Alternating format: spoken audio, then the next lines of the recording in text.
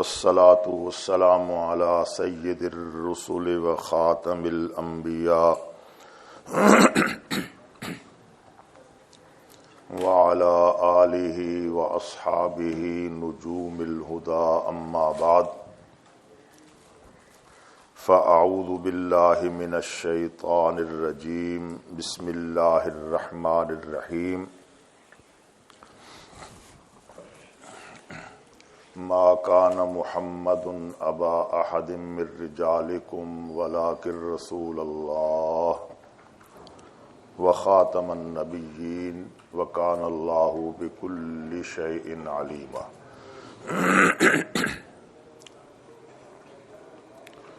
وقال الله تعالى ادع إلى سبيل ربك بالحكمة والموعظة الحسنة وجادلهم بالتي هي أحسن وقال الله تعالى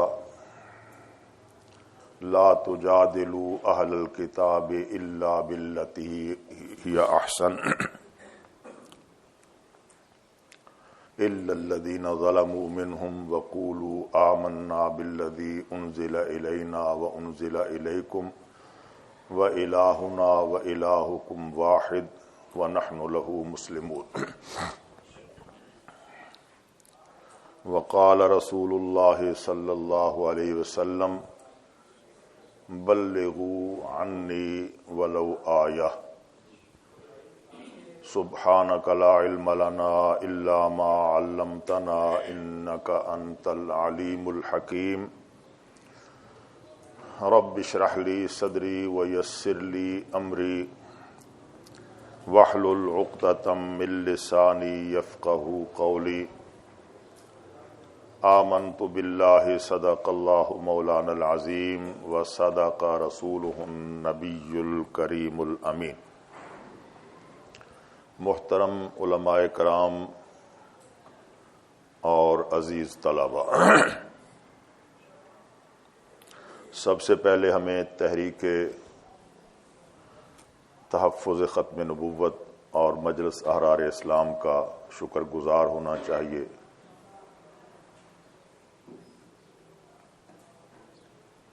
کہ اس کورس کا اہتمام کیا اور ہمیں ایک دوسرے کے ساتھ ملنے کا اور باہم گفتگو کرنے کا موقع فراہم کیا۔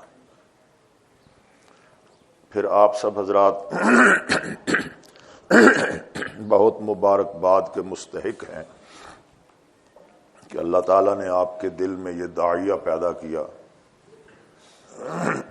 کہ اس کورس میں ہمیں شریک ہو کر کچھ معلومات لینی چاہیے۔ میرے ذمہ عنوان لگایا گیا ہے مکالمہ بین المذاہب۔ آپ نے نظام الاوقات میں دیکھا ہوگا مکالمہ بین المذاہب، آپ سب جانتے ہیں کہ مکالمہ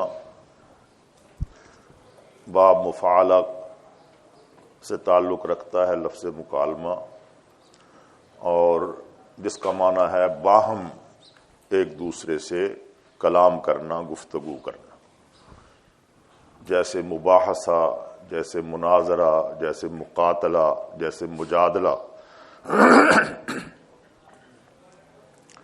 کسی بھی خاص عنوان پر دو افراد کا یا دو قوموں کا آپس میں ہم کلام ہونا، اس کو مکالمہ کہتے ہیں۔ المذاہب مذہب کی جمع ہے، کوئی بھی راستہ، کوئی ایک فرد یا کوئی ایک گروہ یا کوئی ایک قوم اپنے لیے چن لیتا ہے زندگی گزارنے کے لیے، خاص طور پر جس راستے کا تعلق اس کی دنیا اور آخرت سے ہو، اور کسی ذات اور کسی شخصیت کی، خواہ وہ سامنے ہو یا اندیکھی ہو، بہت بڑی طاقتور ذات کے سامنے جو رسومات ہیں انہیں اختیار کرنے کا نام مذہب ہے۔ مکالمہ بین مذاہب اس کی ایک تاریخ ہے، میں بہت اختصار کے ساتھ اپنے اصل مقصد کی طرف چلا جاؤں گا۔ اللہ تبارک و تعالیٰ کا فرشتوں کے ساتھ وَإِذْ قَالَ رَبُّكَ لِلْمَلَائِكَةِ إِنِّي جَاعِلٌ فِي الْأَرْضِ خَلِيفَةً قَالُوا جو جواب ہے وہ مکالمہ ہے۔ انبیاء کا اپنی قوموں کے ساتھ یہ مکالمہ ہے۔ قیامت کے دن حضرت عیسیٰ علیہ السلام کے ساتھ بطور خاص اور باقی انبیاء کے ساتھ یوم یجمع اللہ الرسول فیقول ماذا اجبتم قالوا، یہ مکالمہ ہے۔ نبی کریم صلی اللہ علیہ وسلم کے ساتھ مکہ کے مشرکین کا، قریش کا مسلسل مکالمہ رہا۔ مدینہ طیبہ میں نجران کے عیسائی پادریوں کا ایک بہت بڑا وفد مدینہ آیا اور اس نے آ کر نبی کریم صلی اللہ علیہ وسلم سے کئی دن مباحثہ کیا اس عنوان پر کہ ابن مریم خدا کا بیٹا ہے یا محض خدا کا رسول ہے، جس پر سورہ آل عمران میں بہت سی آیات نازل ہوئی۔ یہ مکالمہ ہے۔ پھر اسی صیغے سے مباہلہ ہے کہ جب وہ کوئی جواب نہ دے سکے نبی کریم صلی اللہ علیہ وسلم کی جرح کا، تو اللہ تعالیٰ نے یہ کہا کہ قل تعالوا ندعو ابناءنا وابناءکم ونساءنا ونساءکم وانفسنا وانفسکم ثم نبتہل، تو اس سے مباہلہ کا ایک علمی مجادلہ یہ ہمیشہ ہوتا رہا ہے۔ یہ مکالمہ کی تاریخ ہے۔ ہمارے اس خطے میں برطانوی سامراج نے اپنے ساتھ یورپ سے، برطانیہ سے بہت بڑے بڑے عیسائی پادریوں کو لا کر اسلام پر اعتراضات کرائے، کتابیں لکھیں، مناظرے کے چیلنج کیے، اور پھر جب ایک بہت بڑا مناظرہ ہوا جس کا پوری دنیا میں ایک شورا ہوا، گونج سنی گئی، اور اس کے نتیجے میں عیسائی پادری جو ہیں وہ شکست کھا کر یہاں سے جانے پر مجبور ہوئے، تو عالمی سطح کے عیسائیوں نے، چونکہ عیسائیت کا ایک عالمی نظام ہے، اس نظام کے تحت یہ سوچا گیا کہ ہم نے تو یہ خواب دیکھا تھا کہ ہندوستان کو ہم عیسائی اکثریت کا ملک بنا لیں گے، وہ خواب تو پورا نہ ہوا، اب مسلمانوں کے ساتھ روابط کیسے ہوں؟ تو سن 1935 میں مکالمہ بین المذاہب کی اصطلاح انہوں نے معاشرے میں پھینکی کہ مذاہب کے درمیان آپس میں مکالمہ ہونا چاہیے، اور اس کی ضرورت انہوں نے اس لیے محسوس کی کہ جب اس خطے کے لوگ نفرت کر رہے تھے عیسائیوں کے ساتھ، تو انہوں نے کہا کہ نفرت کو کسی نہ کسی طرح محبت میں نہ صحیح لیکن باہمی تعلقات میں بدلنا چاہیے، اور اس کے لیے مکالمہ بین المذاہب۔ مقصد ان کا یہ تھا کہ اس مکالمے کے نام پر ہم مسلمانوں کے جدید طبقے، پڑھے لکھے سیکولر لوگ، ایک ہے مذہبی طبقہ جو آپ اور ہم ہیں۔ اس نے تو عیسائیت کے خلاف نفرت دی، شکست دی، تو انہوں نے یہ سوچا کہ اس طبقے کو ہم کسی طرح متاثر کر سکیں، بائبل کے نام پر، مسیح کے نام پر، مریم کے نام پر ان کے ساتھ ہمارا ملنا جلنا ہو، مذاکرات ہوتے رہیں، مباحثے ہوتے رہیں، مباحثے نہ ہوں لیکن میل جول، اور وہ اپنے اسلام کی بات کریں، ہم اپنی مسیحیت کی بات کریں، تو اس طرح ہم قابل قبول ہو سکیں گے، وہ ہم سے جو نفرت ہے وہ میل ملاپ میں تبدیل ہو جائے گی۔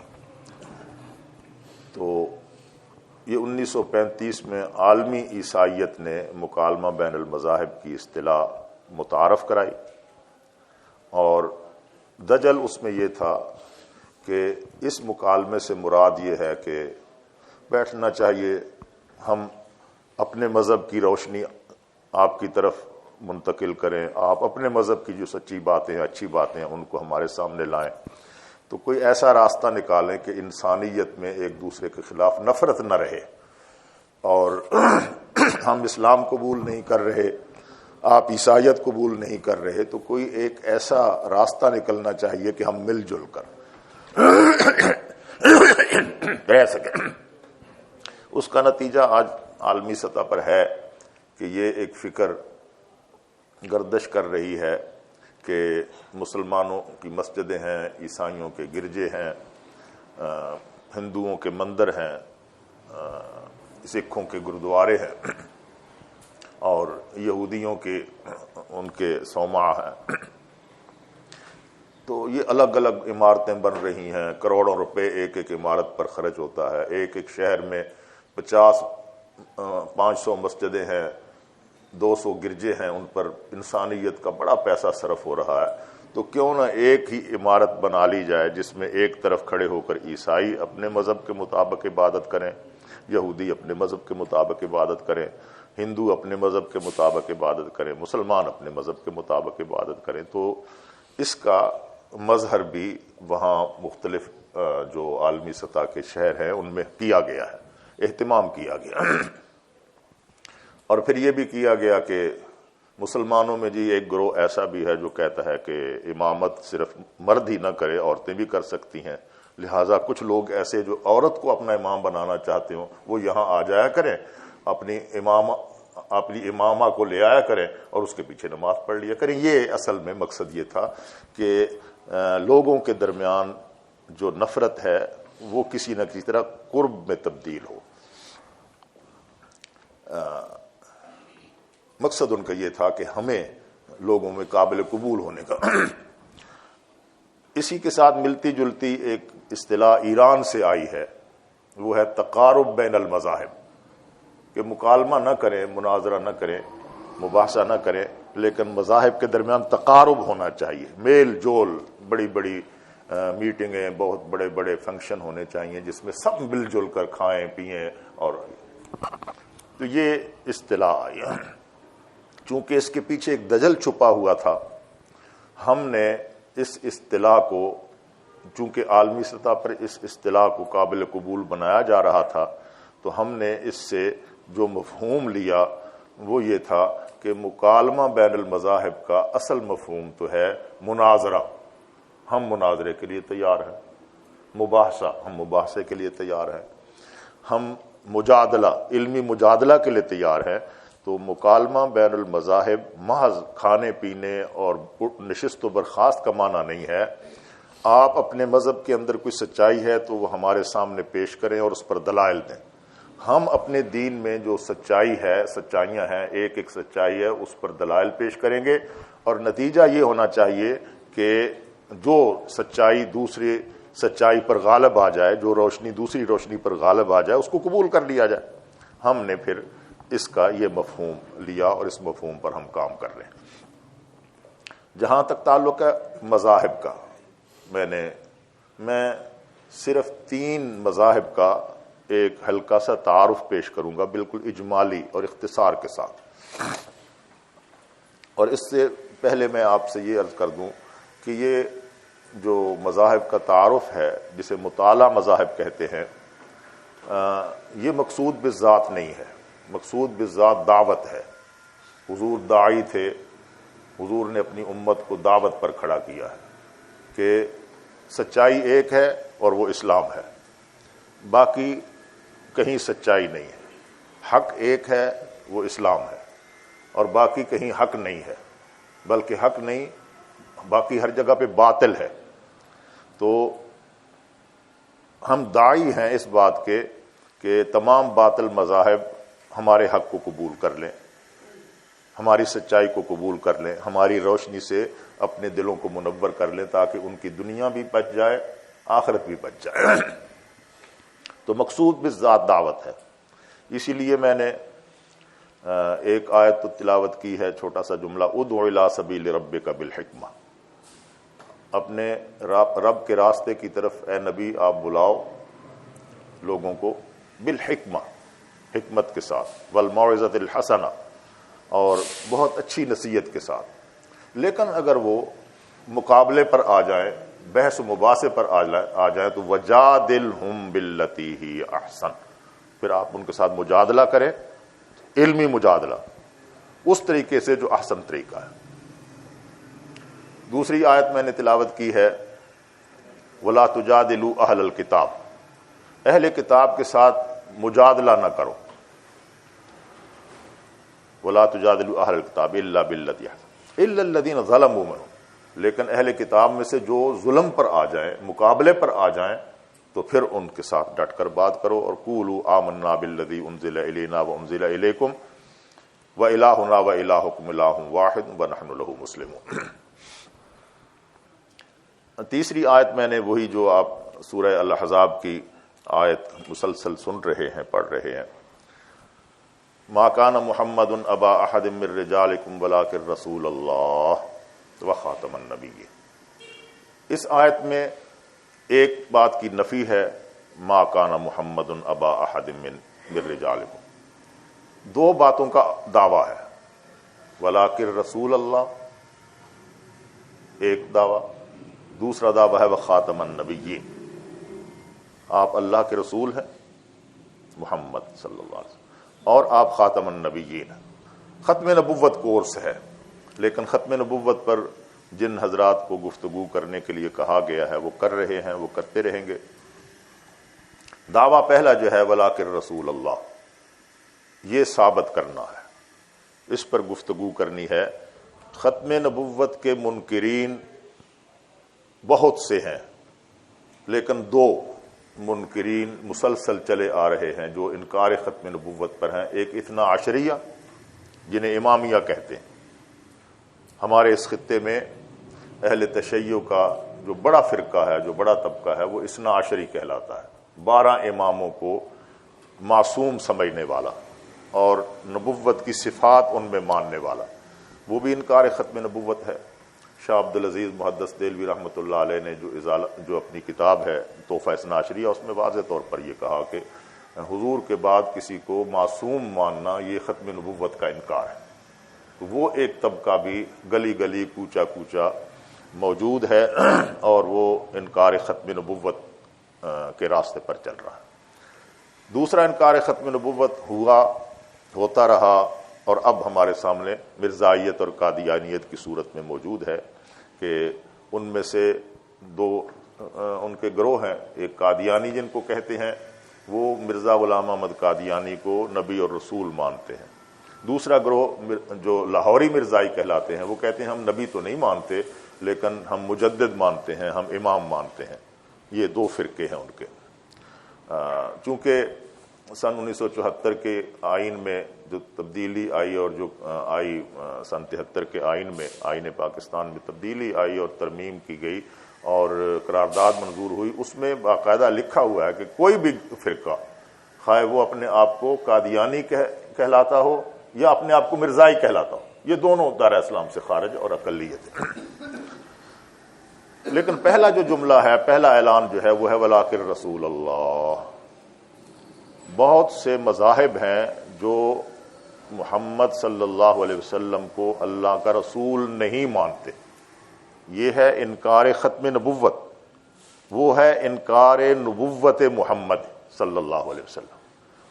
بہت سے مذاہب ہیں، حضرت سبیح الحسن ذکر کر رہے تھے سوشلزم کا، تو یہ سوشلسٹ بھی، دہریے بھی، یہ نہ اللہ کو مانتے ہیں، نہ اللہ کے رسول کو مانتے ہیں، نہ مذہبی کتابوں کو مانتے ہیں، لیکن تین مذاہب وہ ہیں جو محمد صلی اللہ علیہ وسلم کو اللہ کا رسول نہیں مانتے، انکار نبوت محمدیہ پر قائم ہے۔ مجھے ان کا تعارف کرانا ہے، اور مختصر تعارف اس لیے کرانا ہے کہ ہم نے ان کو دعوت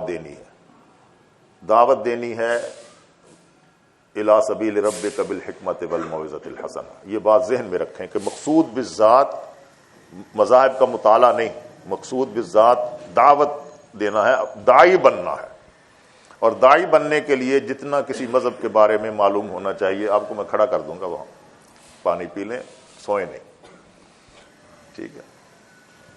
تو اتنا حق مجھے ہے، تھوڑا سا میں آپ کو پڑھا رہا ہوں کہ طالب علم کو کھڑا کر دیا جائے کہ بھئی نیند دو، سوئیں نہیں، ٹھیک ہے؟ تو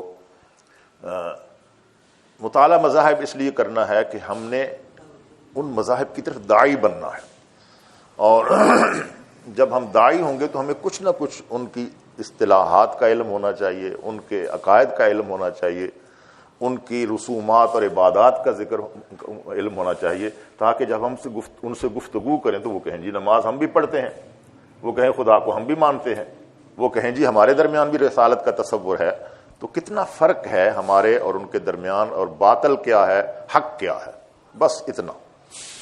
مقصود بالذات، جیسے آپ نے پڑھا ہے اپنے، بس میں ایک مثال دے کر آگے چلتا ہوں، آپ پڑھتے رہتے ہیں کہ ہمارے درس نظامی میں دو قسم کے علوم ہیں، ایک علوم عالیہ الف کے ساتھ، ایک علوم عالیہ، تو یہ صرف ہے، نحو ہے، منطق ہے، فلسفہ ہے، یہ علوم عالیہ ہے، ذریعہ ہیں ان علوم عالیہ کو حاصل کرنے کا، ان تک پہنچنے کا۔ علوم عالیہ کیا ہے؟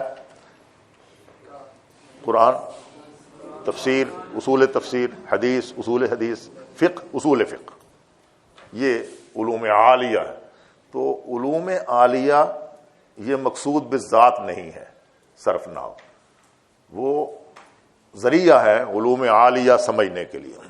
اسی طرح مطالعہ مذاہب مقصود بالذات نہیں ہے، مقصود بالذات اپنے آپ کو داعی بنانا ہے، اور داعی بنانے کے لیے یہ ضروری ہے کہ ہم ان تمام چیزوں کو اپنے اندر پیدا کریں، صفات پیدا کریں۔ اللہ تبارک و تعالیٰ نے نبی کریم صلی اللہ علیہ وسلم کو تو وہاں بھی علم دیا تھا، تمام مذاہب کے بارے میں حضور کو علم تھا، صحابہ کرام نے باقاعدہ علم حاصل کیا، اور داعی بنے پوری دنیا میں۔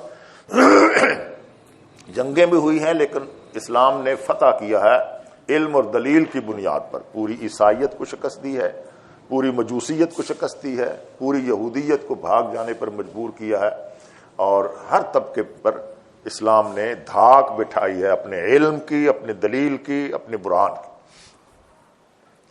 اس کے لیے جو کچھ پڑھنا ضروری ہے۔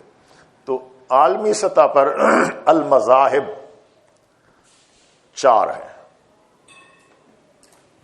اسلام، ہندو مت، یہودیت، مسیحیت۔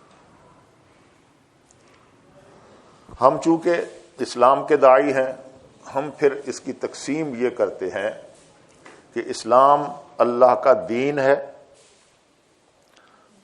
یہ مذہب نہیں ہے، صرف محض مذہب نہیں ہے، یہ صرف عبادات اور اخلاقیات اور رسومات کا نہیں، بلکہ یہ دین ہے کہ اس میں اللہ تبارک و تعالیٰ نے انسانی زندگی کے تمام پہلوؤں کے لیے رہنمائی فرمائی ہے، علوم ریاست بھی، امور ریاست بھی، اور سیاست بھی، یہ سب کچھ اس میں موجود ہے، وراثت کے قوانین ہیں، دوسری تمام اسلام۔ اس لیے اللہ تبارک و تعالیٰ نے فرمایا ان الدین عند اللہ الاسلام، اسلام اللہ کے ہاں دین ہے، دین اللہ کے ہاں الاسلام ہے، اور وَرَضِيتُ لَكُمُ الْإِسْلَامَ دِينًا، یہ فرمایا اور الیوم اکملت لکم دینکم، تو اللہ تبارک و تعالیٰ نے عموماً دین کی اصطلاح اسلام کے لیے استعمال کی ہے، ادیان بھی کہا ہے علی الدین کلہ، لیکن ان کو مذہب کے درجے میں رکھ کر اسلام کو ایک ایسا اس کا خاکہ پیش کیا ہے کہ جو تمام چیزوں کو اپنے اندر سبو لیتا ہے۔ اس اعتبار سے ہم دو تقسیمیں کرتے ہیں۔ ایک تقسیم تو یہ ہے کہ اسلام کے معاصر مذاہب تین ہیں، معاصر، ہم اثر جس کو کہہ سکتے، میم عین الف صاد را،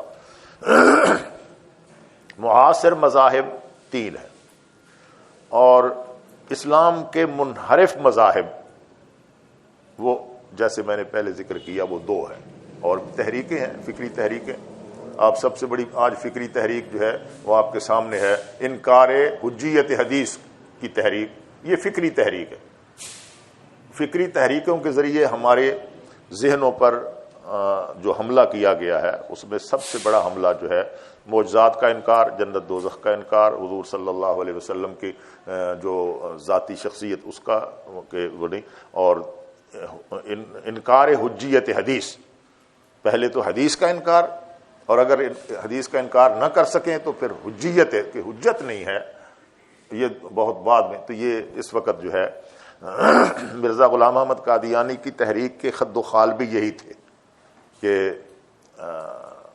مسیح فوت ہو گئے ہیں، مہدی کوئی نہیں ہے، دجال کوئی نہیں ہے، یہ فکر۔ اب غامدی، یا جو ایک انجینئر ہے میں تو اس کو نہیں سنتا، غامدی جو ہے جاوید احمد غامدی، اس تحریک کا جو فکری تحریک تھی مرزا غلام احمد قادیانی کی، یا اوپر سے چلی آ رہی تھی سر سید احمد خان سے، غلام محمد پرویز سے، اس کو ایک جدید انداز میں لوگوں کی قابل قبول اصطلاحات کی صورت میں وہ جاوید احمد غامدی پیش کر رہا ہے، اور اس سے لوگ متاثر ہو رہے ہیں۔ آپ کی اور میری ذمہ داری بنتی ہے کہ ہم لوگوں کو بچائیں اس گمراہی سے۔ اس کے لیے دو جملے میں کہہ کے آگے چلتا ہوں۔ داعی بننا ہمارے لیے کیوں ضروری ہے؟ حکیم الاسلام حضرت مولانا قاری محمد طیب صاحب جو دارالعلوم دیوبند کے طویل عرصہ تک محتمم رہے، حکیم الاسلام ہم انہیں کہتے ہیں، انہوں نے ایک موقع پر لکھا بھی ہے، ایک تقریر میں فرمایا بھی ہے، فرمایا کہ میں کبھی کبھی سوچتا ہوں، یہ بات میری توجہ کے ساتھ سن لیں، میں آپ کے دل و دماغ پر ایک دستک دینے لگا، میں کبھی کبھی یہ سوچتا ہوں کہ اگر وہ شخص جو میرے گھر سے کوٹھا اٹھاتا ہے، غلاظت اٹھاتا ہے، میرے گھر کی صفائی کرتا ہے، چوڑا جس کو ہم کہتے ہیں، وہ نوجوان جو میرے گھر کے اوپر سے چھت سے گندگی اٹھا کر باہر پھینکتا ہے، میرے گھر کی نالیاں صاف کرتا ہے، مجھ سے تھوڑے سے پیسے لیتا ہے تنخواہ کے، اور میرے گھر سے روٹی کھانے کا وہ محتاج رہتا ہے، اگر قیامت کے دن اس نے اللہ تعالیٰ کی عدالت میں یہ استغاثہ دائر کر دیا کہ اے اللہ مجھے آپ نے جہنم میں بھیجنے کا فیصلہ کیا ہے کیونکہ میں عیسائی تھا، تو یہ ان کو جگا دے، یہ بھائی کو جگا دے، جاگ کے بیٹھو گے، باہر جاؤ، منہ ہاتھ دھو کے آ جاؤ، نیند دور کرو۔ تو اگر اس نے یہ استغاثہ کر دے کہ اے اللہ یہ مولوی صاحب جو ہیں، یہ مسلمانوں کے عالم، یہ پوری دنیا میں لوگوں کو اسلام کی دعوت دیتے تھے، اسلام سمجھاتے تھے، انہوں نے مجھے کبھی اسلام نہیں سمجھایا، یہ اگر مجھے پکڑ کر کھڑے ہو جاتے اور کہتے کہ میاں تم عیسائی ہو، تم فلاں مذہب میں ہو، حالانکہ تمہارے لیے اسلام میں خیر ہے، مجھے اسلام سمجھاتے، میں اپنے ماں باپ کے ساتھ، اپنے بیٹے بیٹیوں اور اپنی بیوی کے ساتھ مسلمان ہو جاتا تو آج جنت میں جاتا، انہوں نے مجھے کبھی اسلام نہیں سمجھایا، اگر میں جہنم میں جا رہا ہوں عیسائیت پر قائم رہنے کی وجہ سے، تو جتنا میں ذمہ دار ہوں یہ مولوی صاحب بھی ذمہ دار ہے۔ حضرت قاری صاحب نے کہا کہ میں سوچتا ہوں تو میں کہتا ہوں کہ میرے پاس اس کا کوئی جواب نہیں ہوگا، میں کیا جواب دوں گا اللہ کے سامنے۔ دوسری بات، آپ ایک مسجد میں خطیب ہیں، امام ہیں، بہت شعلہ نوا خطیب ہیں، بہت تعویذات آپ کے چلتے ہیں، بہت آپ جو ہے وہ دم کرتے ہیں، لوگوں کو سب کچھ سمجھتے ہیں، لیکن آپ کے محلے کا ایک نوجوان کالج میں پڑھتا ہے، یونیورسٹی میں پڑھتا ہے، وہ مرزائیوں کی تبلیغ سے متاثر ہوتا ہے یا غامدیوں کی تحریک سے متاثر ہوتا ہے، وہ آ کر آپ سے کوئی سوال کرتا ہے، آپ کہتے ہیں دفعہ ہو جاؤ، تم تو مرزائیوں کے ساتھ بیٹھتے ہو، تمہارا دماغ خراب ہے، یہ کیا تم نے سوال کیا ہے؟ یا آپ اس کے ساتھ پاس وہ آتا ہی نہیں، آہستہ آہستہ ادھر چلا جاتا ہے تو اور وہ گمراہ ہو جاتا ہے، مرتد ہو جاتا ہے، تو اس کی ذمہ داری جتنی اس پر ہے اتنی ذمہ داری ہم پر بھی ہے بحیثیت خطیب، کہ میرے محلے کا آدمی جو ماں باپ سے خاندانی طور پر مسلمان تھا، بریلویوں میں بھی ایسے لوگ موجود ہیں، دیوبندیوں میں بھی ایسے موجود ہیں، اہل حدیثوں میں موجود ہیں، خاندان دیوبندی ہے، بریلوی ہے، اہل حدیث ہے، بچہ جو ہے وہ غامدی ہو گیا، بچہ جو ہے وہ مرزائی ہو گیا، تو اس کی کیا ذمہ داری ہم پر نہیں ہوگی، ہم سے پوچھنی ہوگی؟ یہ اگر سوال آپ اپنے کمرے میں لکھ کر لگا دیں تو پھر میں سمجھتا ہوں کہ ہمیں داعی بننے میں آسانی ہوگی۔ پوچھ ہم سے ہونی ہے، باز پرس ہونی ہے۔ نبی کریم صلی اللہ علیہ وسلم کی امت کا ایک سنہری آدمی، خالص آدمی جو جنت کے راستے پر جا رہا ہو، ہماری غفلت اور ہماری جو ہے وہ توجہ نہ دینے کی وجہ سے اگر مرزائی یا غامدی ہو جاتا ہے یا کسی اور مذہب کے پاس عیسائی ہو جاتا ہے، سینکڑوں ہزاروں اس خطے میں عیسائی ہوئے ہیں، مسلمان عیسائی ہوئے ہیں، تو اس کی ذمہ داری ہے۔ اس لیے داعی بننا ضروری ہے، مقصود بالذات داعی بننا ہے۔ 3 مذاہب ہیں جن کو ہم اسلام کے معاصر مذاہب کہتے ہیں، ہندو مت، یہودیت، مسیحیت، تاریخی ترتیب کے اعتبار سے بھی ایسے ہے۔ 2000 سال قبل مسیح کی اصطلاح تو آپ کے علم میں ہے نا جی، سن 3 چل رہے ہیں، 4 چل رہے ہیں۔ ایک سن ہے بکرمی، یہ ہندوؤں کا ہے، جو آج 2078 چل رہا ہے، چیت، بساکھ، جیٹھ، ہاڑ، ساون، بھادو، یہ 12 مہینے ان کے۔ ایک سن ہے اسلامی، اس کے آگے ہاں لکھی جاتی ہے، ہجری، یہ سن 1443 چل رہا ہے، یہ محرم، صفر، ربیع الاول۔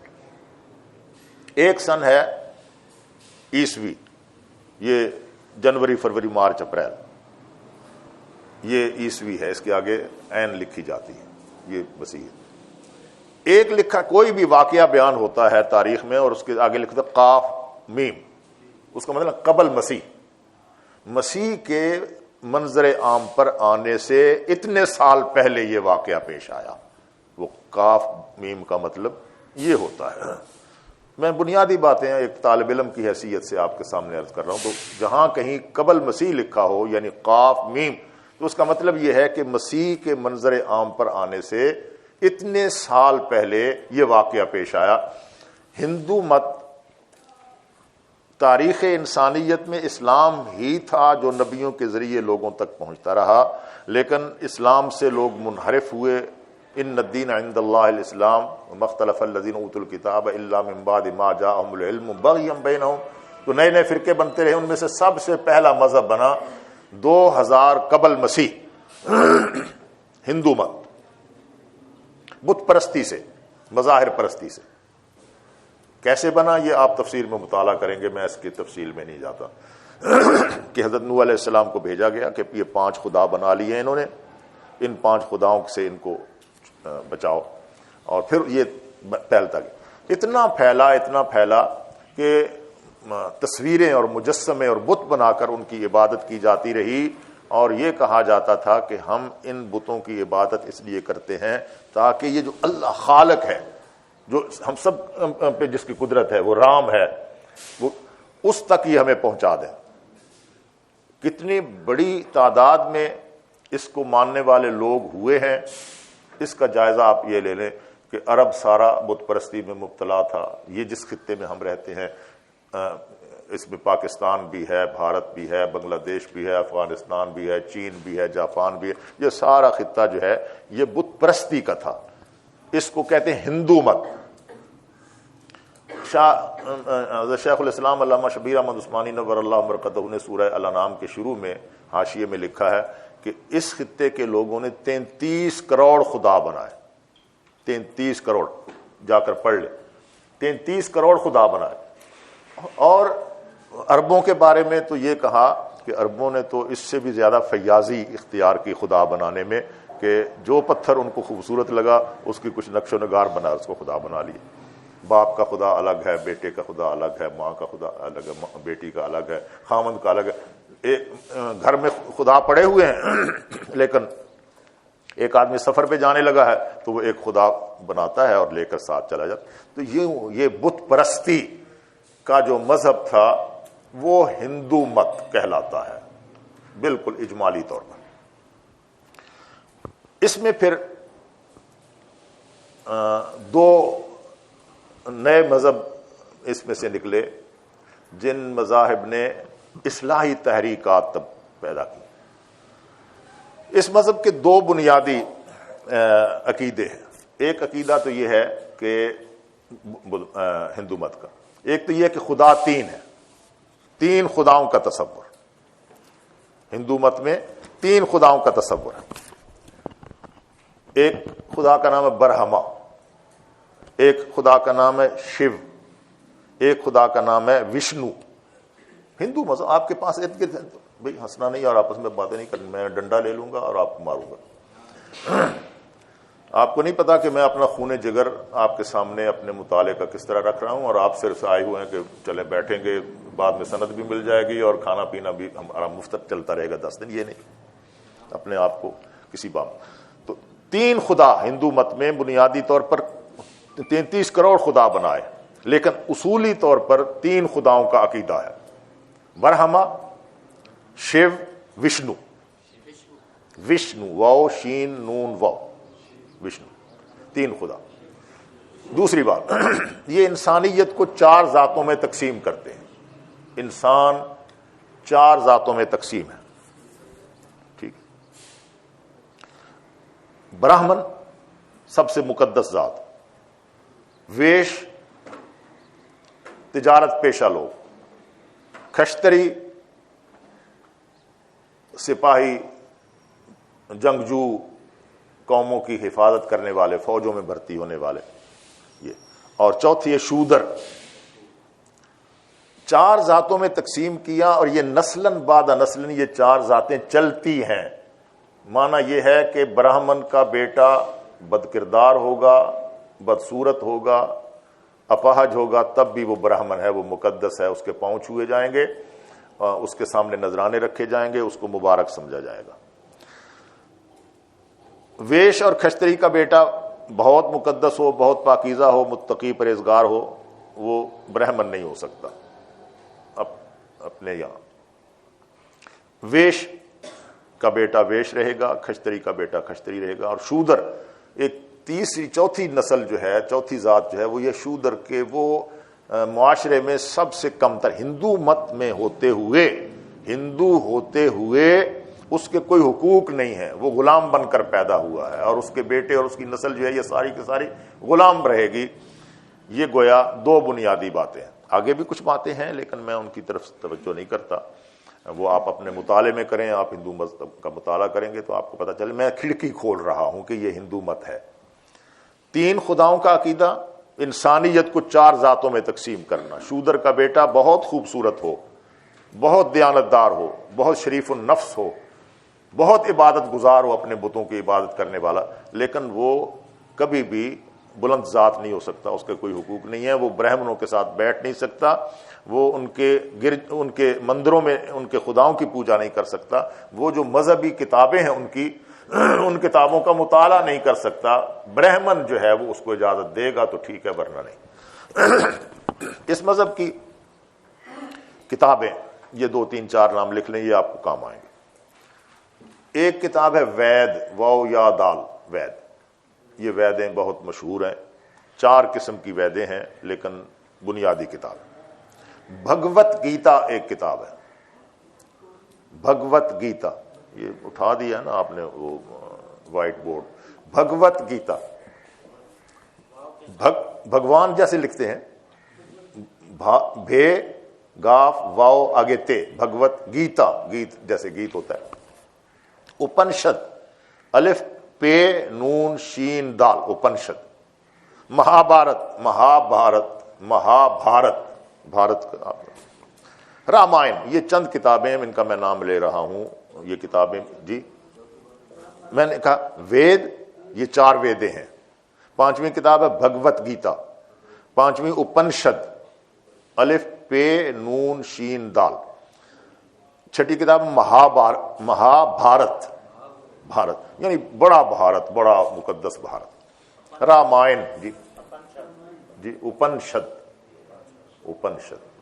رامائن. چلے میں اگلے سبق میں کر لیتا ہوں، ابھی میں اس سے نکل رہا ہوں.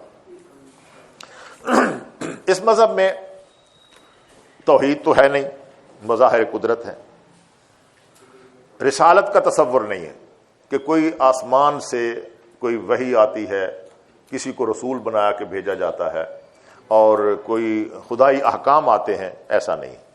یہ کہتے ہیں کہ اندر سے ایک، ہر آدمی کے اندر سے ایک روشنی، ایک خیال، ایک اچھی فکر پیدا ہوتی ہے، وہ فکر تقسیم کرتا ہے، تو وہ ہندو مت کی فکر ہے. آسمان سے کوئی کتاب نہیں اتری، کسی کو نبی بنا کے نہیں بھیجا گیا. آخرت نہیں ہے. یہ میں اس لیے کہہ رہا ہوں کہ 3 عقیدے ہیں ہمارے اسلام کے بنیادی طور پر، توحید، رسالت، آخرت. ان کے یہاں آخرت کا تصور نہیں ہے. وہ کہتے ہیں کہ دنیا ایسے ہی چلی آ رہی ہے، ایسے ہی چلتی رہے گی، اس کا کوئی اختتام نہیں ہے. اس کو کہتے ہیں تناسخ، روحوں کا تناسخ. ایک آدمی کی روح وہ مر گیا، اس کو جلا دیا گیا، لیکن اس کی روح زندہ ہے، وہ اگلے جنم میں کسی دوسری جنس میں، کسی دوسری مخلوق میں آ جائے گی.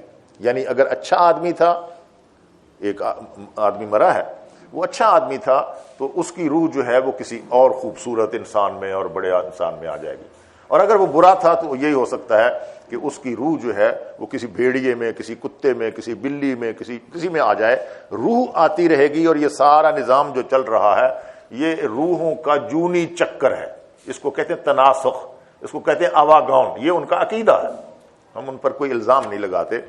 تو یہ کہتے ایسے ہی دنیا کا نظام چل رہا ہے، زمین پہ آبادی ہے اور ایسے ہی اسے رہنا ہے. نہ اس کی کوئی آغاز کا ہمیں علم ہے، نہ اس اختتام ہے. اختتام ہمارے نزدیک ہے کہ قیامت آئے گی، سب کچھ ٹوٹ پھوٹ جائے گا، پھر محشر ہوگا. وہ یہ کہتے ہیں کہ ایسی کوئی بات نہیں ہے. تو لیکن آدمی مرتا ہے تو آخری رسومات اس کی ادا کرتے ہیں. ہم تقابل بھی ساتھ ساتھ کرتے چلے جائیں نا.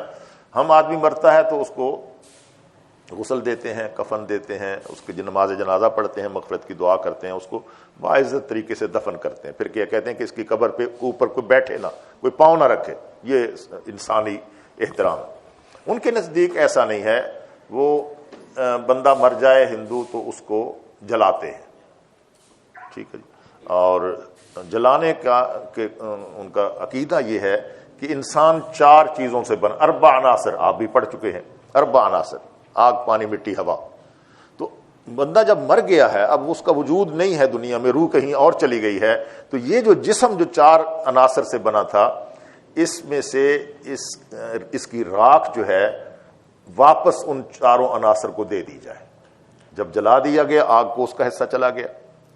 راکھ ہے تو اس کو کچھ مٹی میں ملا دیا، بکھیر دیا، کچھ پانی میں، دریا، گنگا، جمنا میں پھینک دیا، کچھ ہوا میں اڑا دیا. تو 4 عناصر کو ان کا حصہ واپس لوٹا دینے کا نام، یہ ان کی آخری رسم ہے. بس اتنا سا آپ ذہن میں رکھیں. یہ مذہب ہے ہندو مت. لیکن آگے چل کر پھر اس میں جو اصلاحی تحریکات ہوئی ہیں، ایک شخص ہوا ہے، یہ قبل مسیح 620 کہہ لیں، 600-650 سال مسیح علیہ السلام سے پہلے ہی، گوتم بدھ جس کو کہتے ہیں. گوتم بدھ بچہ پیدا ہوا، ماں باپ نے اس کو، لیکن وہ نکل گیا باہر، اور اس نے کہا کہ یہ جو انسانوں کو 4 ذاتوں میں تقسیم ہوں، میں ہندو خاندانی طور پر بھی، آئندہ بھی، باقی سب کچھ میں وہی کروں گا، لیکن یہ 4 ذاتوں میں جو تقسیم کیا گیا انسانیت کو، یہ انسانیت کی تذلیل ہے. سب انسان برابر ہے. جیسے ہم نے کہا کہ کلکم بنو آدم،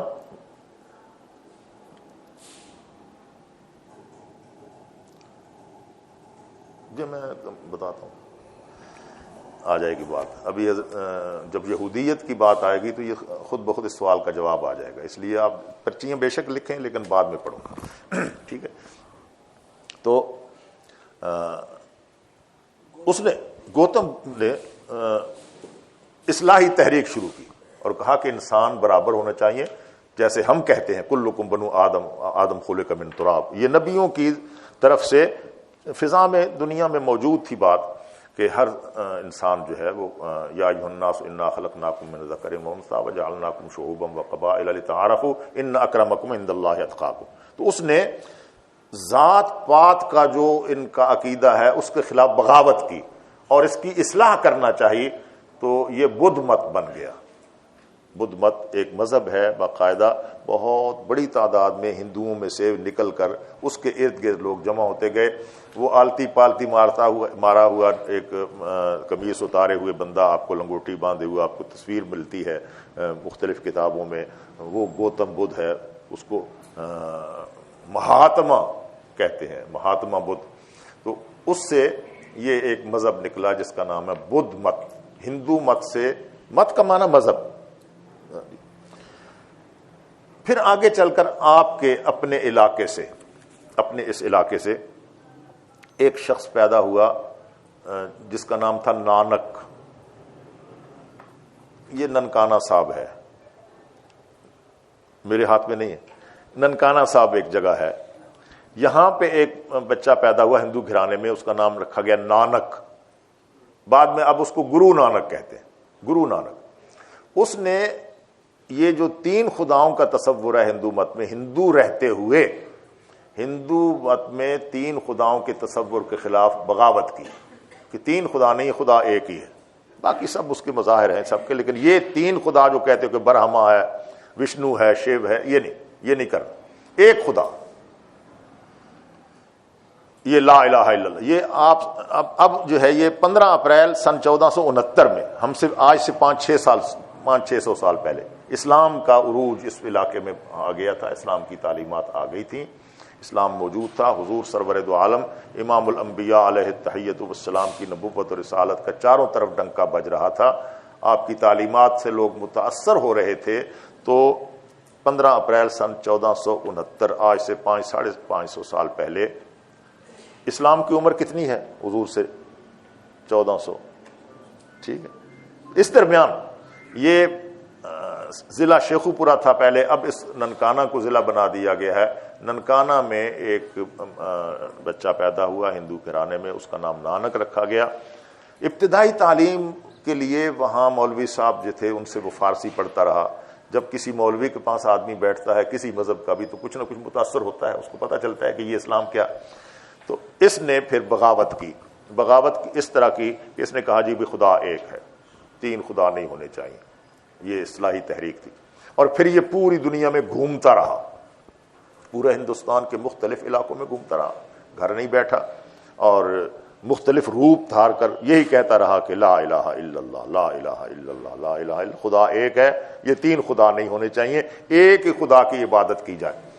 حتیٰ کہ عراق گیا ہے، پھر یہ لیبیا گیا ہے، یہ مکہ مدینہ گیا. اس وقت مکہ مدینہ جو ہے جزیرۃ العرب کہلاتا تھا. مکہ معظمہ سعودی عرب نہیں تھا اس وقت، سعودیہ تو اب ہوا. تو یہ جزیرۃ العرب میں یہ مدینہ طیبہ بھی گیا ہے، ایک مسلمان کا روپ دھار کر، مسلمان جوگی اور مسلمان صوفی کا روپ دھار کر.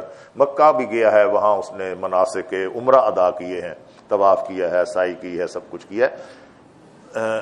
واپس آیا تو یہ نارووال کے پاس جس جگہ کو آپ کرتارپورہ راہداری، آج کل کرتارپورہ کا ایک بنایا گیا ہے یہ گردوارہ، آپ کی حکومت نے بنایا ہے نارووال کے پاس. یہاں آ کر ٹھہر گیا اور بہت سے ہندو مذہب کے لوگ، کوئی مسلمان تو اس کے حلقے میں داخل نہیں ہوا، لیکن ہندو مذہب کے لوگوں نے جب اس کی یہ بات سنی کہ خدا ایک ہے، بھائی 3 خدا کیا ہے ہوتا ہے، تو لوگ اس کے قریب ہوتے چلے گئے.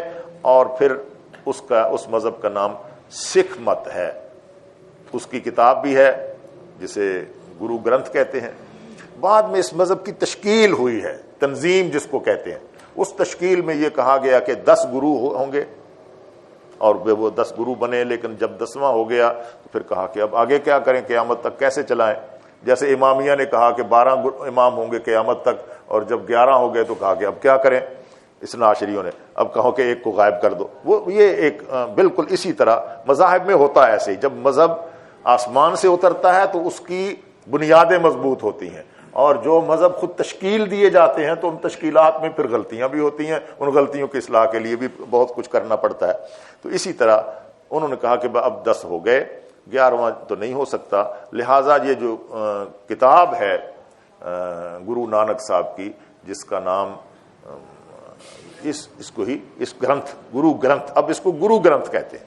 گرنتھ صاحب پہلے کہا کرتے تھے، اب کہا کہ گرو گرنتھ، یہ قیامت تک کے لیے اب یہی گرو ہے نتیجہ تر یہ۔ تو یہ سکھ مت ہے، اتنا سمجھنا ضروری ہے۔ میں آپ کو بتا دوں کہ سکھ مذہب نے اورنگزیب عالمگیر کے زمانے میں، اسلام کے عروج کے زمانے میں بولیے سیاسی انگڑائی لی، 5ویں 6ٹھے گرو نے سیاست میں قدم رکھا، بغاوت کی، تو ایک وہ امرتسر سے لے کر تورخم تک، ادھر سے لے کر ادھر تک پورے خطے پر وہ حکمران رہے، حکومت ان کی رہی ہے سکھوں کی۔ اور راجہ رنجیت سنگھ، آپ کی جو جنگ ہوئی ہے بالا کوٹ کی، وہ سکھوں کے خلاف ہوئی۔ تو سکھ مذہب کو سمجھنا ضروری ہے۔ میں صرف اتنا کہتا ہوں، میں تاریخ نہیں بیان کرتا۔ لاہور ان کا تخت تھا، لاہور پہ ان کی حکومت تھی، پشاور پہ ان پہ حکومت تھی، پشاور کے جو قلعہ ہے قلعہ بالا حصار، اس پہ وہ تھے، تورخم سے لے کر پورا خطہ، تو کشمیر سارا ان کے پاس تھا، ٹھیک، اس پہ حکومت رہی ہے۔ اور اس حکومت کے نتیجے میں آپ نے جو پہلی جنگ کی ہے، انگریزوں کے خلاف جنگ کا محاذ کھولا تھا فتوی جہاد کی بنیاد پر۔ شاہ عبدالعزیز محدث دہلوی رحمۃ اللہ علیہ نے جو فتوی جہاد دیا، یہ آپ کا ورثہ ہے، آپ تو اپنی تاریخ بھی پڑھا کریں تحریک۔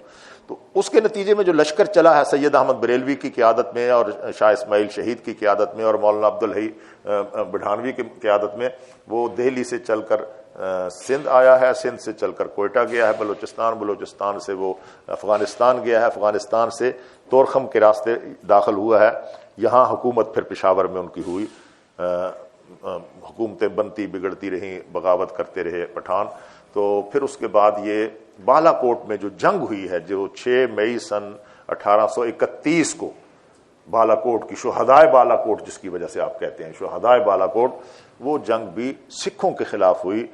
ایک طرف سید احمد بریلوی امیر المومنین، امیر المجاہدین تھے، اور شاہ اسماعیل شہید جو ہیں وہ سپہ سالار تھے، چیف آف آرمی اسٹاف، اور دوسری طرف راجہ رنجیت سنگھ کا داماد شیر سنگھ جو گورنر ہوا کرتا تھا اس کا کشمیر کا، وہ مقابلے میں آیا اور وہاں پہ جنگ ہوئی، اور بہت بڑی جنگ ہوئی۔ اس کے نتیجے میں ہم ہار گئے، بظاہر جیتنا اور ہوتا ہے، بہرحال وہ شکست ہوئی اور شہداء یہ شہید ہوئے، شاہ اسماعیل شہید ہوئے، سید احمد بریلوی ہزاروں، وہ جو گزرتا ہے وہاں دریا، اس دریا کو وہ لاشوں سے پٹ گیا، پانی خون آلود ہو گیا۔ تو آپ کی ہماری جنگ جو ہے وہ سکھوں کے ساتھ، سکھوں کے بارے میں اتنا نرم رویہ اور اتنی محبت کی پینگیں اور اتنا ان کو پروٹوکول دینا، یہ ہماری غیرت کے خلاف ہے۔ سمجھنا چاہیے، ہاں ان میں سے ایک ایک کو پکڑ کر کہو بھی تمہارے گرو نے کہا تھا لا الہ الا اللہ، ہم تمہارے سامنے پیش کرتے ہیں محمد الرسول اللہ، یہ دعوت ہے۔ اس نے لا الہ الا اللہ کہا، محمد الرسول اللہ نہیں کہا۔ محمد الرسول اللہ کہہ لیتا تو پھر بات بن جاتی۔ ہم تمہیں محمد الرسول اللہ سمجھانا چاہتے ہیں، ایک سکھ کو پکڑ کر آپ اس کو محمد الرسول اللہ سمجھا دیں تو آپ کی نجات کے لیے کافی ہے۔ داعی بننا ضروری ہے، ٹھیک ہے۔ یہ ایک مذہب، 2 اصلاحی تحریکیں۔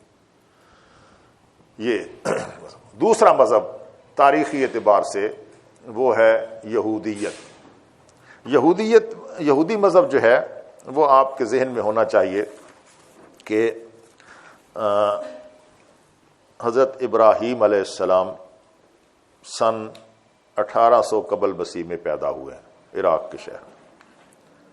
ان کے 2 بیٹے تھے، اسحاق اسماعیل۔ حضرت اسحاق کے بیٹے تھے یعقوب کا لقب ہے اسرائیل۔ یعقوب علیہ السلام کے 12 بیٹے تھے۔ حضرت یوسف علیہ السلام نے اپنے بابا سے کہا کہ میں نے دیکھا ہے کہ 11 کوكبا والشمس والقمر رأيتهم لي ساجدين۔ 11 کوكبا 11 بھائی، 12ویں خود حضرت یوسف علیہ السلام۔ تو ان کے 12 بیٹے تھے۔ 12 بیٹوں میں سے بڑے بیٹے کا نام تھا یہودا۔ یہ سورہ یوسف میں جو 2-3 جگہ ذکر آتا ہے کہ قال کبیرہم الم تعلم، اس کا نام یہودا تھا. قال قائل منہم لا تقتلوا یوسف، سورہ یوسف میں ایک نے کہا، اس کا وہ بڑا بھائی تھا، ان کا بھی قتل نہ کرو، اس کو غائب کر دو جیسے غائب کیا جا سکتا ہے. تو وہ یہودا تھا. ان سے حضرت ابراہیم علیہ السلام کی طرف نسبت، حضرت یعقوب علیہ السلام کی نسبت سے بنی اسرائیل کہلائے، اسرائیلی کہلائے، اور یہودا کی طرف نسبت سے مذہب بنا، اس کو کہتے ہیں یہودیت. حضرت ابراہیم علیہ السلام کے دور تک یہ بت پرستی پورے عروج پر تھی. حضرت ابراہیم بھی آئے ہیں تو یہی کہا کہ ما هذه التماثيل التي انتم لها عاكفون، یہ کیا بت ہیں جو تم ان کے پاس بیٹھے رہتے ہو. آزر بت بناتے تھے ان کے والد، بیچتے تھے، کاروبار تھا، تجارت تھی. حضرت ابراہیم علیہ السلام نے بت کدے میں جا کر بتوں کو توڑا. یہ ساری تاریخ جو ہے یہ حضرت ابراہیم علیہ السلام سے متعلق ہے. اور پھر حضرت ابراہیم علیہ السلام کے جو صفات ہیں وہ آپ کو قرآن مجید میں موجود ہے، آپ اس کی تاریخ پڑھیں. لیکن حضرت یعقوب علیہ السلام کے بیٹے یہودا کی طرف جو نسبت ہوئی ہے ایک مذہب کی، اس کا نام یہودیت ہے، یہودی مذہب. ٹھیک ہے جی. یہودی مذہب کا تعارف مختصر سا. یہودی مذہب تعریف اس کی یہ ہے کہ ایک ایسا مذہب جو اپنی نسبت اسرائیل نبی یعقوب علیہ السلام اور ان کے بڑے بیٹے یہودا کی طرف کرتا ہے، اور وہ خدا کی وحدانیت اور اپنے نسبی عظمت کا قائل ہے. ٹھیک، خدا کی وحدانیت. آپ سوال کریں گے کہ وہ عزیر علیہ السلام کو کس نے خدا وہ الگ بات. وحدانیت اور نسبی تفاخر، اس پر جیسا قرآن نے کہا کہ یہود نے کہا نحن ابناء اللہ واحبہ، وہ کہتے ہیں کہ 12 خاندان جو حضرت یعقوب علیہ السلام کے بیٹے ہیں، یہ 12 خاندان مقدس ہیں. مذہب ان 12 خاندانوں میں ہی رہے گا. کوئی یہودی کسی دوسرے خاندان کا آدمی یہودی نہیں بن سکتا. پوری انسانیت سے بھرا ہوا ہے یہ زمین کا خطہ، لیکن 12 خاندانوں کا جو مذہب ہے، یہ مذہب بھی، یہ خاندان بھی مقدس ہیں، ان کا ایک ایک بچہ مقدس ہے. یہ جو کچھ بھی کرتے رہیں ان کے تقدس میں کوئی فرق نہیں آتا. یہ عظیم لوگ ہیں، یہ دنیا میں حکومت کرنے کے لیے پیدا ہوئے ہیں، باقی ساری انسانیت ان کی رعایا بن کر، ان کے غلام بن کر، ان کی خدمت کرنے کے لیے پیدا ہوئی ہے. یہ ہے نسبی تفاخر. یہی وجہ ہے کہ وہ داعی نہیں ہے، وہ مذہب کسی دوسرے کو اپنے اندر آنے کی دعوت نہیں دیتا، اور نہ ہی وہ کسی کو قبول کرتا ہے. ان 12 خاندانوں میں سے کوئی چلا جائے، کوئی دوسرا مذہب اختیار کر لے، ان خاندانوں کا کوئی بچہ، اور وہ واپس آنا چاہے تو اس کو تو قبول کرتے ہیں. بس چلے تو اس کو مار دیں گے کہ یہ کیوں ہوا ہے، اور بس نہ چلے اور وہ کہے کہ میں واپس آتا ہوں تو لے جائیں گے. جیسے عمران خان کی بیوی کو انہوں نے واپس قبول کر لیا، یہودی خاندان سے تھا. یہ مثالیں میں عرض کروں. تو وہ اپنے خاندان، اپنے مذہب میں کسی دوسرے خاندان کے کسی فرد کو قبول کرنے کے لیے تیار نہیں ہے، اور ان کے اپنے ان خاندانوں میں سے کوئی ایک شخص بھی کوئی دوسرا مذہب اختیار کر لے، جیسے حضرت عبداللہ بن سلام وغیرہ نے قبول کیا، تو وہ بہت گنتی کی چند مثالیں ہیں. ورنہ یہ اتنے پختہ تھے اپنے تفاخر پر اور اپنے نسب پر کہ یہ انہوں نے مدینہ چھوڑ دینا، خیبر سے نکال دیا جانا قبول کر لیا، مذہب نہیں چھوڑا. یہ ایک مذہب. اس مذہب کے لیے اللہ تبارک و تعالی نے جو غلامی انہوں نے، جس غلامی میں یہ مبتلا ہو گئے مصر میں، وہ میں اس کی تفصیل میں صرف بنیادی باتیں کہ حضرت یوسف علیہ السلام بکے، وہاں گئے، اور جب یوسف علیہ السلام نے کہا کہ میرے ماں باپ کو بھی اور اپنے خاندان کو بھی لے کے یہاں آ جاؤ. تو یہ خاندان منتقل ہوا. تو وہیں پلا پولا ہے. یوسف علیہ السلام کی وفات کے بعد یہ امالکہ فرعونہ اس قوم کے غلام بن گئے. فرعون کی حکومت تھی, وہ غلام بنا لیا انہوں نے, اور یہ ان کی نوکری کرتے تھے, چاکری کرتے تھے, اس میں بگاڑ لیتے تھے. اللہ تعالیٰ نے موسیٰ علیہ السلام کو بحیثیت نبی انہی میں سے پیدا کر کے مبعوث کیا تاکہ ان کو غلامی سے نجات دلائے. ٹھیک, تو وہ غلامی سے نجات دلائے. وادی یتیم میں رہے. اللہ تبارک و تعالیٰ نے ان کو کتاب دی. موسیٰ علیہ السلام نبی تھے. اس نبوت کے زمانے میں موسیٰ علیہ السلام کی زندگی میں کتاب عطا کی جس کا نام تورات ہے. تورات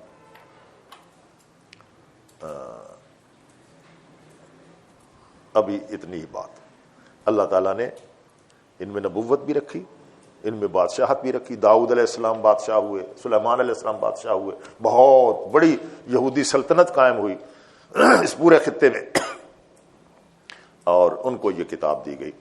یہ یہودی مذہب ہے. خدا کی وحدانیت پر وہ یقین رکھتے ہیں. ایک زمانے میں حضرت عزیر علیہ السلام کے بارے میں کچھ یہودیوں نے کہا کہ ابن اللہ, یہ اللہ کا بیٹا ہے. وقالت الیہود عزیر ابن اللہ وقالت النصارى المسیح ابن اللہ. لیکن وہ گروہ بہت جلد آہستہ آہستہ ختم ہو گیا. اب دنیا میں کوئی آدمی بھی عزیری ایک فرقہ ہوا ہے جس کا ذکر کیا ہے بعض حضرات نے, وہ تھوڑے سے یہودیت, وہ خدا کو ایک مانتے ہیں, وحدانیت کے. اسرائیل میں ان کی حکومت ہے, اور انہوں نے جو تماشا لگا رکھا ہے امت مسلمہ کے خلاف وہ آپ جانتے ہیں. یہودیوں کے بارے میں اپنے دل میں محبت اور کا نرم گوشہ رکھنا, یہ ہمارے لیے بہت بڑی موت ہے. قرآن مجید میں اللہ تعالیٰ نے کہا کہ لن ترضى عنك اليهود ولا النصارى حتى تتبع ملتهم. یہ یہودی مذہب ہے.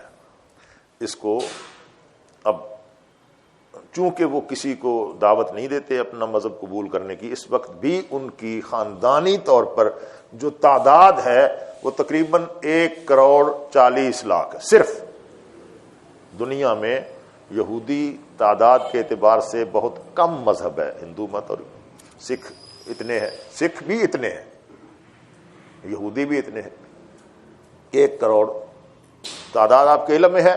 پوری دنیا میں اس وقت جو انسان رہتے ہیں مذہب کے اعتبار سے ان کی تقسیم کیا ہے. ہماری تعداد ہے 1.5 ارب, 1 ارب, اور اس میں مرزائی بھی شامل ہیں, اس میں اسناشری بھی شامل ہیں, اس میں احمدی بھی شامل ہے, سارے شامل. جو گنتی ہے وہ 1.5 ارب کی. عیسائی جو ہیں 2 ارب ہے, عیسائی 2 ارب ہے. اتنی بڑی تعداد میں 6 ارب میں سے 1.5 کروڑ یہ یہودی ہیں. اور اس کی وجہ یہ ہے کہ وہ دعوت کا مذہب نہیں ہے.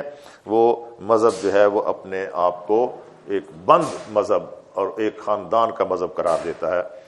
یہ یہودیت ہے. اور یہودیت کے خد و خال کیا ہے, یہودیت کے عقائد کیا ہے, یہودیت کی جو پوری دنیا میں حکومت کرنے کا جذبہ ہے. وہ کہتے ہیں کہ مسیح آئے گا, اس نے آ کر داؤد کا تخت بحال کرنا ہے. یہ اسرائیلی حکومت ایسے ہی بنی ہے, آپ کو معلوم ہے. بس اتنی بات کہہ کے میں آگے چل رہا ہوں, اور درمیان میں وقفہ کرتے ہیں. جی ٹھیک ہے, بالکل ٹھیک ہے, وقفہ ہونا چاہیے اس لیے کہ اگلی بات جو ہے وہ بہت اہم ہے, بہت ضروری ہے. وہ ہمارا زمینی طور پر ہمارا مقابلہ ہے مسیحیت سے. تو یہودی مذہب جو ہے وہ یہ ہے. اس کی کتاب ایک تو تورات ہے, اور دوسرا تالمود ہے جس میں ان کے قوانین ہیں, شرعی احکام ہیں. تالمود, تے الف تا, تے تا لام میم واو دال. ٹھیک, یہ ان کی مذہبی کتابیں ہیں. تالمود, اور باقی بائبل میں جو کتابیں شامل ہیں ان کا میں آپ کو تعارف کراؤں گا. وہ بھی یہودیت کی کتابیں ہیں, تقریباً 39 یا 46 وہ آپ کے سامنے آ جائیں گی. یہ 2 مذاہب جن کا میں نے ذکر کیا, یہ حضور صلی اللہ علیہ وسلم کی نبوت کو نہیں مانتے, آپ کو اللہ کا رسول نہیں مانتے. ہمارا دعویٰ ہے محمد الرسول اللہ، محمد اللہ کے رسول ہیں۔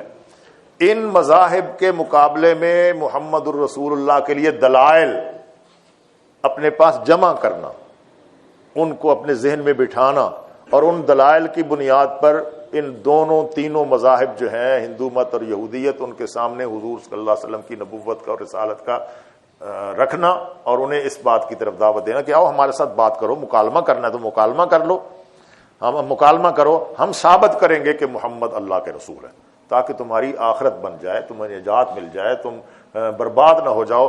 ہم آپ کے لیے داعی ہیں، جیسے حضور نے فرمایا کہ تم جہنم کی طرف جا رہے تھے، میں تمہیں پکڑ پکڑ کر گھسیٹ گھسیٹ کر جہنم سے نکال کر جنت کے راستے پر لا رہا تھا۔ جب آپ کہتے ہیں کہ نحن ورثاء، ہم انبیاء کے وارث ہیں، العلماء ورثۃ الانبیاء، تو انبیاء کی تمام صفات دعوت اور تبلیغ کے اعتبار سے ان صفات کو اپنے اندر پیدا کرنا یہ ضروری ہے، ورنہ جس کو باپ کی وراثت سے مرلے نہ ملیں، کچھ مکان کا حصہ نہ ملے، وہ وارث نہیں کہلاتا۔ تو ہم کیسے وارث کہلائیں گے؟ صرف نماز پڑھا لی اور صرف جمعے کا خطبہ دے لیا اور درس دے لیا، اس سے ہم علماء کے وارث ہیں، انبیاء کے وارث ہیں؟ نہیں۔ دو جملے حضور نے فرمایا کہ کانت بنو اسرائیل تسوسہم الانبیاء، بنی اسرائیل کی سیاست انبیاء کیا کرتے تھے۔ کلما ہلاک نبی خلفہ نبی، جب ایک نبی فوت ہو جاتا تو اس کے بعد اللہ دوسرے نبی کو کھڑا کر دیتے۔ وَأَنَّهُ لَا نَبِيَّ بَعْدِي، میرے بعد کوئی نبی نہیں۔ بس یکون خلفاء، یہ خلفاء کیا ہیں؟ علماء۔ العلماء امتی کا انبیاء بنی اسرائیل، اس امت کے، میری امت کے علماء انبیاء بنی اسرائیل کی طرح ہیں کہ وہ امت کے تمام امور کے نگران اور تمام امور کے داعی اور مبلغ بنے۔ جب تک ہم حضور صلی اللہ علیہ وسلم اور انبیاء کے وارث نہیں بنیں گے، اس وقت تک ہم اپنے آپ کو ملا تو کہلا سکتے ہیں، مولوی نہیں کہلا سکتے۔ اللہ تعالی ہمیں مذاہب کو سمجھنے کی اور داعی بننے کی توفیق عطا فرمائے۔ یہ میں نے کہا ہے کہ ایک راجہ بکر مجید، ان کا ہندو مذہب کا بڑا راجہ ہوا ہے اس پورے خطے میں، اس کا نام تھا بکر مجید۔ وہ سن 2078 سال پہلے ہوا ہے۔ اب ان کا سن جو ہے آپ کسی بھی اخبار کے اوپر دیکھ لیں 2078 ہے، اس وقت وہ اس سے سن ان کا بنا ہے، اور یہ مہینے تقسیم کیے گئے ہیں بکر مجید۔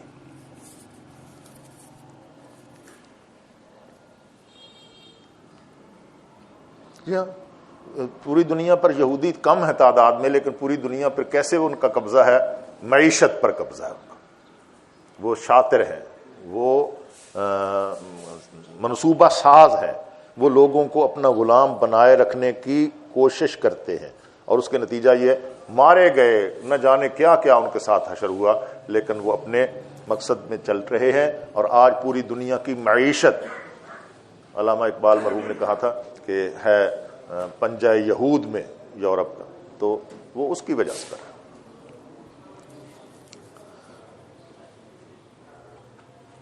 بالکل ٹھیک ہے، مولانا ظفر علی خان نہیں کہتے، بلکہ ان کا اپنا سارا علم یہی کہتا ہے کہ گرو نانک جو ہے وہ فرید گنج شکر کے ساتھ بھی ملتا رہا ہے، اور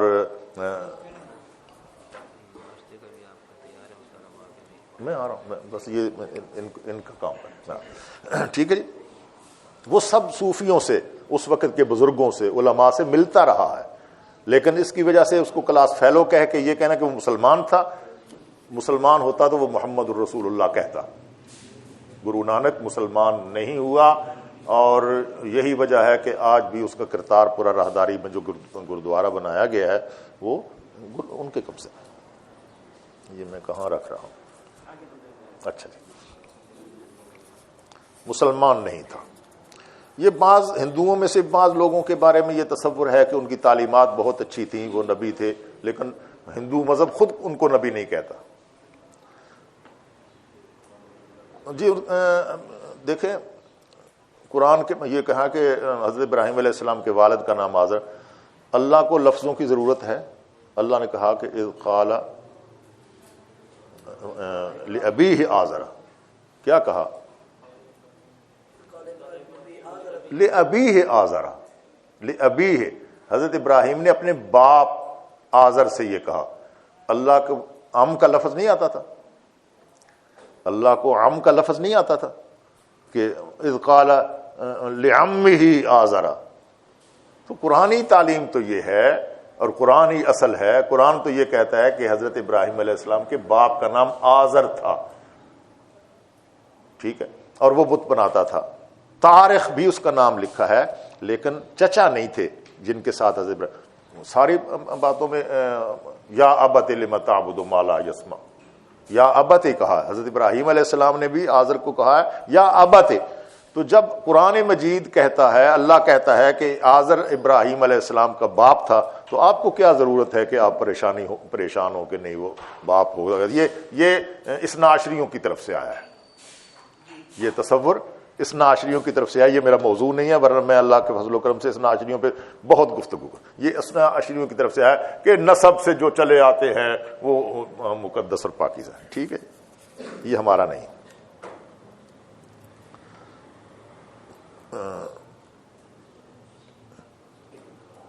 جی دیکھیں نا، بعض علماء نے لکھا ہے کہ ابراہیم کے یہ ابراہیم کے پیروکار ہندو لوگ ابراہیم کے پیروکار. رام چندر ہندو ابراہیم کو کہتے ہیں. گائے کے بارے میں دیکھیے، آپ نے تو حقائق کی بات کرنی ہے جو تاریخ میں موجود ہیں، جو منظر عام پر موجود ہے. ابراہیم علیہ السلام بت پرست نہیں تھے، بت توڑنے والے تھے. حضرت ابراہیم علیہ السلام کے بارے میں یہ کہنا کہ یہ رام چندر، یہ ابراہیم کا نام ہے رام چندر، یہ حضرت ابراہیم کی توہین ہے. انبیاء کی توہین نہ کریں، نہ کسی کو کرنے دیں. حضرت ابراہیم علیہ السلام بت شکن تھے، بت توڑے ہیں، اور پوری سورہ الانبیاء میں اس کا تذکرہ موجود ہے. حضرت ابراہیم علیہ السلام آئے ہی اس لیے تھے کہ نانک رسالت کا قائل کیوں نہیں ہوا. وہ اپنے آپ کو میں نے کہا نا کہ ہندو مذہب تھا نا. ہندو مذہب میں تو بندہ کہتا ہے کہ میں خود بہت بڑی چیز ہوں، میں خود بہت بڑی چیز ہوں، میں انسانوں میں سے اپنے جیسے کسی انسان کی تابع داری کیسے کروں. اس نے رسالت کو تسلیم نہیں کی. دیکھیں، یہودی اگر خدا کو ایک مانتے ہیں تو دجال کو کیا سمجھتے ہیں؟ یہ ایک سوال ہے. خدا کو ایک مانتے ہیں، دجال کو وہ خدا نہیں مانتے. دجال جب آئے گا تو کتنے مسلمان بھی اس کو خدا ماننے لگیں گے. وہ دعویٰ خدائی کا کرے گا نا. آپ پڑھیں دجال کے بارے میں احادیث، جو امارات یعنی اشراط الساعہ، قیامت کی نشانیوں میں دجال کا ذکر ہے کہ وہ آ کر کہے گا کہ میں خدا ہوں. یہودی اس کے پیچھے چلیں گے اس لیے کہ وہ کہیں گے کہ یہ ہمارا، یہ آگے چل کے کہ یہ ہمارا تخت داؤد، یہ ہماری سلطنت پوری دنیا میں بحال کرانے کے لیے آیا ہے، یہ ہمارا بادشاہ ہے. اب بادشاہ جو ہے، بادشاہ کے پاس اقتدار ہوتا ہے، ورنہ وہ اس کو خدا نہیں مانتے اور نہ اس کے بارے میں اس انتظار میں. سلجوق کا میں تعارف کیوں کراؤں؟ میں تو ابھی کیا نام ہے، یہ آپ پڑھیں. یہ میرا موضوع، جو میں نے موضوع جس پہ گفتگو کی ہے اس سلسلے میں سوال ہے تو وہ کریں. جی اچھا جی.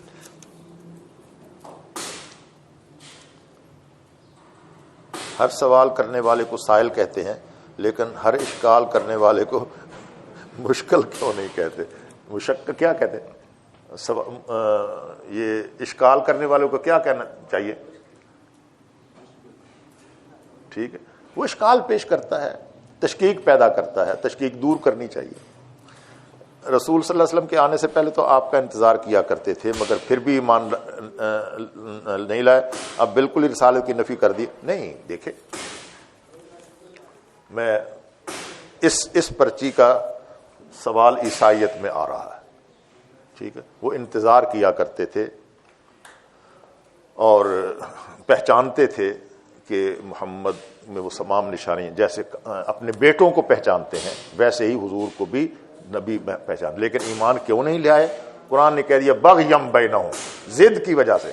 آنا تھا اس کو بنو اسحاق میں سے، یہ بنی اسماعیل میں سے آ کے کہتا ہے کہ میں نبی ہوں. اس میں تو بات کرتا ہوں اس کو. سکھ داڑھی کیوں رکھتے ہیں؟ اور سنا ہے بال بھی نہیں کٹواتے. نہیں، یہ کہ داڑھی کیوں رکھتے ہیں اس کا جواب میں دینے کی بجائے الزامی جواب کہوں کہ وہ انڈر جو شیو ہے وہ کیوں نہیں کرتے، بال کیوں نہیں رکھتے. یہ میں بیان نہیں کر سکا. جو ان کے گرو ہوئے ہیں، ان کو گرو میں سے 6واں گرو ہے، اس نے مذہب کی تشکیل کی ہے، مذہب کے خد و خال بنائے ہیں کہ ایسا لباس پہنیں گے، 5 چیزیں جو ہیں کاف سے شروع ہونے والی، کرپان رکھیں گے، کڑا پہنیں گے، کیس بنیں گے، یہ سب چیزیں. سکھ اس کو کہیں گے جو اس حیت میں رہتا ہو اور وہ ہندوؤں سے الگ اور ممتاز نظر آئے. یہ ہندوؤں سے ممتاز نظر آنے کے لیے انہوں نے یہ ساری باتیں کی ہیں، اسلام کے لیے نہیں.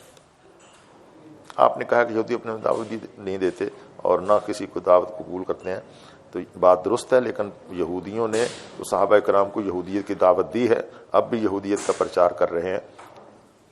کس نے کہا کہ یہودیت کا پرچار کر رہے ہیں؟ یہودی یہودیت کا پرچار نہیں کر رہے. کسی مسلمان کو وہ یہودی ہونے کے لیے دعوت نہیں دیتے. صحابہ کرام میں سے بھی وہ جو یہودیت سے بنی اسرائیل سے اسلام میں آ گئے تھے، ان کو وہ کہتے تھے کہ واپس آ جاؤ. ٹھیک ہے، دوسرے خاندانوں کے لوگوں کو وہ